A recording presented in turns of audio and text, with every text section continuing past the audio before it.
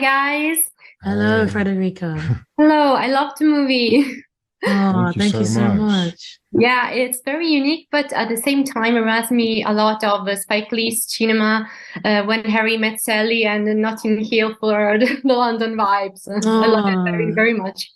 That's huge. yeah, Thank that's you. yeah, and our director would love that, especially Yeah. Spike Lee one. So yeah, thank you. So my first question is for both of you. You have a great chemistry on set, and very often I thought if you were improvising or not. So I wanted to ask you, how did you work on the set to create this narrative flow between your characters? Yeah, our director, Alan Miller, created such a specific world, so meticulously crafted that we immediately knew as actors where we were situated. It was really easy to inhabit and therefore really easy to improvise because you knew the space you were in so well. She encouraged that sort of creative freedom. She's really free spirited as a visionary, and so she wanted us to have that freedom too. And so yeah, we did improvise.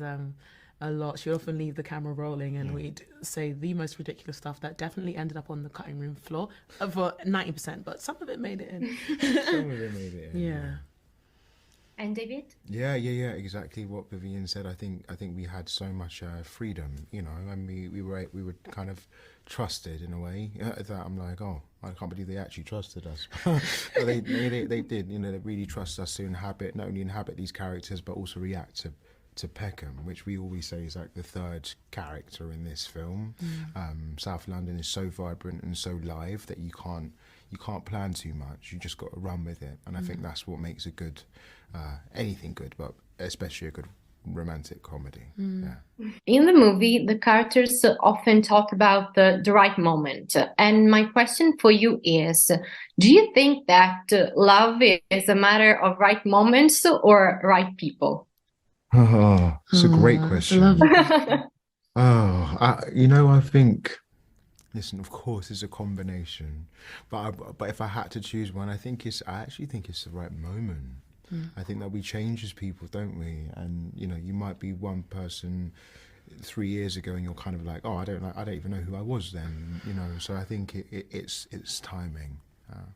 Yeah, because the timing then informs like if the person's right as well. Because yeah, like what you said, who you were 4 years ago is not who you are now. When the moment arrives, as the person you're going to crystallize as, and then the person comes along that fits that fully formed, realized version of you, then it's the perfect moment, right? Totally. So yeah, so many right people. They're Also, great like, people. very scary, isn't it? Because we kind of can't control time. We can control time. Vivian can. I can. Vivian can control. Yeah. Yeah, Sorry, I forgot. I'll show you the way. So yeah. Thank you. Rye Lane arrives in a new springtime period for rom-coms. There are plenty of this kind of movies in the last few months. And I think that's interesting because this genre can really describe the present. And I want to ask you, what kind of relationship do you have with rom-coms? And if you have a favorite one? That's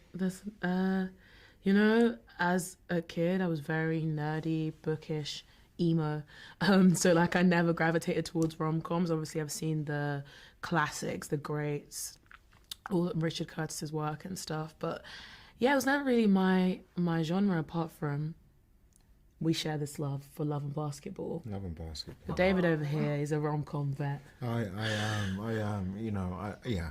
I love rom-coms. I think that there's something special. When we call them rom-coms, I think we're actually almost dismissing it somehow because there's something actually much bigger in a romantic. It's like emulating every day, very simply, And I think that that's what's so great about the genre.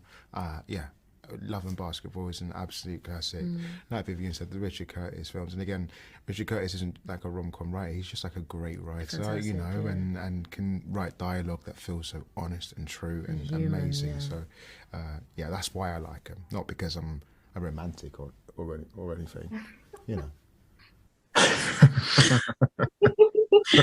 Thank you, guys. Thank you. I have to wrap because my time is over, and it was a pleasure talking to you. Oh, and you. You Thank you too. so much. Thank you. Bye, guys. Bye bye, Bye. Frederica.